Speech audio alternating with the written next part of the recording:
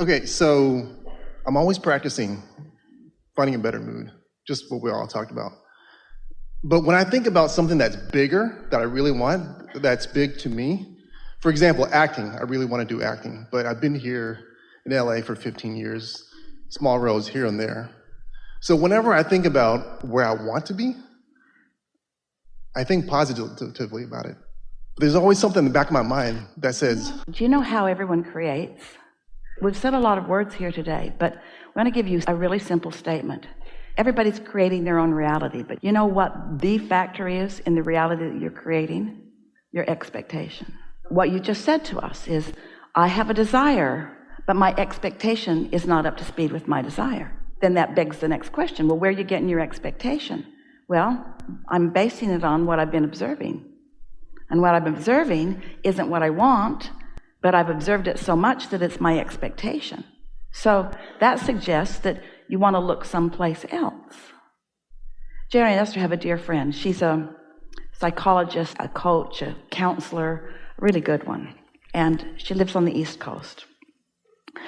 She's mostly retired now, but years ago when Esther had more time and they were allowing telephone conversations through Esther with others. And this woman called on a regular basis.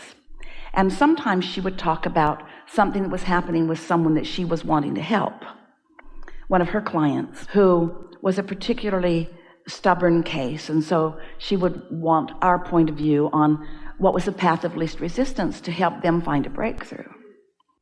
And she discovered through one of our processes that if she would write a story, like a script, of their experience, so that it took a dominant place in her vibration, so that she believed the story she was writing about them more than the story that they were telling her, that as she hooked in with her inner being's point of view, she had more power of influence.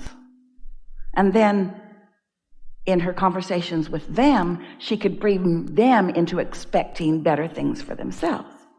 So, for example, she has a son who is a magnificent cabinet maker who didn't have any business, or not enough.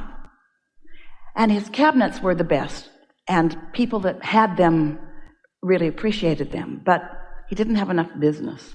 And so his mother, who had been listening to him complaining about not having enough business for many years, his business was 10 years old, heard us one day saying, you cannot let your expectation about his business be based upon what's been going on, or even what is going on, because there's a vibrational version of it that we'd like to tell you. So we told her the vibrational version. We told her what he'd created, that his suffering had created more business, and that his belief that there was only one of him had created more tools. And a lot of things had changed in his vibrational business that he had not let change in his physical reality. So his expectation was stuck in a place that wasn't serving him, but his inner being's expectation was a whole other story. So we told her that story, and then she began writing that story. She wrote it down. She didn't use her computer. She wrote it longhand. Every day, she wrote for a few minutes about that new story. And it was less than 1 week before his telephone started ringing. Now, why is that? What is this power of influence? In this case, we're talking about a mother having positive influence when she changed her expectation about her son. Can you imagine the power that you have when you change your expectation about yourself? Can you imagine if you could tell the story that your inner being knows until you own it, until it's your story? Your expectation is your point of attraction. And you can tell by the way you feel whether you're in sync with the story that your inner being is telling or at odds with it on every subject. So you want to ask your inner being for their story, for their version of you as an actor, if you still care about that, because your inner being has a story to tell. And if you believe that your inner being exists, and you believe that your inner being has a perspective, and you're willing to listen to the expectation, listen to the story that your inner being tells you, and you're willing to practice it until it's the dominant vibration within you, then what you're outputting will be in sync with what your inner being is outputting, and what comes to you will reflect the change in your expectation. We used to talk about bridging beliefs, but it's a more powerful word. Change your expectation. Practice an expectation that pleases you. So when you think about it, think about anybody that you know. What's your expectation? Well, Jerry used to say, Abraham, I swear, I did not expect negative things from that person until they showed them to me. And after they showed them to me, then yeah, I'll admit, I started to expect it. And we always said, whoa, whoa, whoa, whoa, whoa, whoa, whoa, whoa, whoa. There was an expectation before the expectation, before the expectation, before the expectation. And we don't want to go back to all of that. There's not enough lifetime for any of you to do that. Just know that if things aren't working out for you the way you want them to, it's because you've got an expectation that's in the way that you've got to change.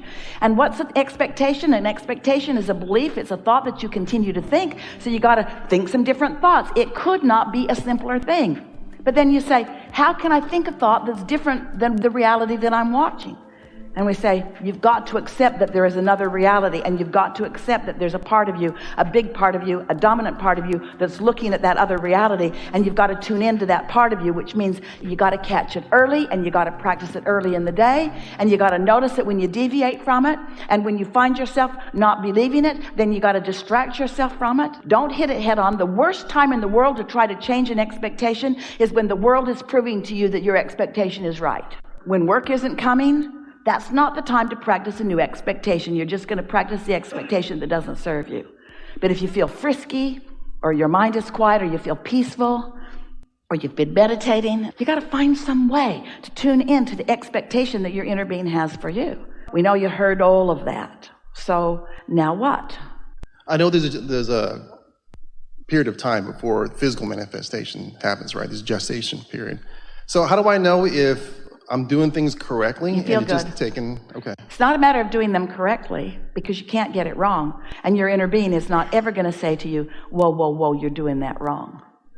But when you say, I want this and I'm getting this, then we say, there is something going on with your expectation. You've got to move that expectation to another place. And as humans, you cry out in unison, how can we expect something that's different than what we see? And we say, you got to figure that out. You got to figure that out. It's different in every case. Turn off the television. That'll help. That'll help a lot. Because there are a lot of people that are wanting to show you what is. Well, what is pretty obvious. Where are you going? That'd be like you're out on the road and you've decided that you're going to do a live broadcast to anyone who wants to watch you about your journey. And what you keep saying over and over again is, here I am, there's asphalt and white lines. There's asphalt and white lines. There's asphalt and white lines. There's asphalt and white lines here. I'm so glad that you're all tuned into my broadcast. And here there's asphalt and white lines and asphalt and white lines and asphalt and white lines and asphalt and white lines and asphalt. And the white lines are further apart now than they were. Oh no, I just slowed down. Now we know this sounds ridiculous, but it's sort of the way you broadcast to yourself, even if you're not saying it out loud to others. You're so wanting to look right where you are instead of look up where you're going and talk about what's happening, how you're feeling. In other words, there's so much more that you could talk about than the reality of some of the things that haven't quite broken loose. We've been spending a lot of time with a lot of you over a lot of years, writing a lot of books about a lot of processes that you could do to change your perspective. But before anyone does that, you have to decide that it's worth changing your perspective. And so what we're asking of you right here and now is that you just acknowledge, I have expectations that do not serve me. Esther heard herself the other day explaining to a contractor about something else, just like the problem she's got now that she's lived. Yeah, it's happened to me before, she said. Wasn't fun then either. And as she heard herself telling the story, she thought, wow, I got myself locked in right where I stand. Can't move from this spot. I had the expectation before I got here, and now I've got the same thing happening again. I'm remembering. And so now I'm trying to explain. I'm trying to control through fear. No, Esther doesn't control through fear. There's this really nice man who's the contractor, newly assigned to her house. And he was explaining to her what the remedy was going to be, which is a little disruptive to Esther's experience. And Esther felt the disruption, didn't like it, and decided to let him know that she was feeling the disruption. So she looked sad. Gee, that's going to be really hard for me. And then she looked up. It was a life-altering moment for her.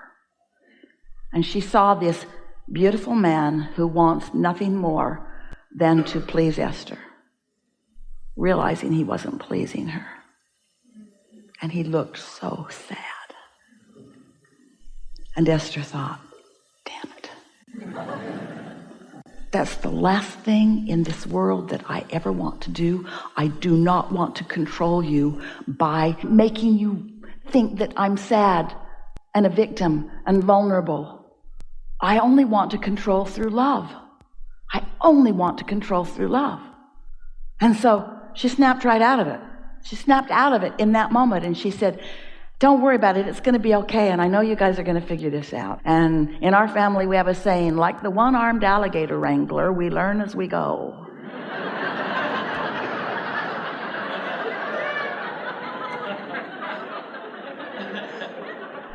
Immediately, all she wanted was to let him off the hook. She wanted to guide, she wanted to control her experience with him through love and honoring him and acknowledging his value. She didn't want to bring diminishment to him by flashing her own diminishment to him. You see what we're getting at? Whew, it's so big, isn't it? It's so big. And so delicious when you get hold of it. We've enjoyed this. Yes, thank you. This is a good time for a segment of refreshment.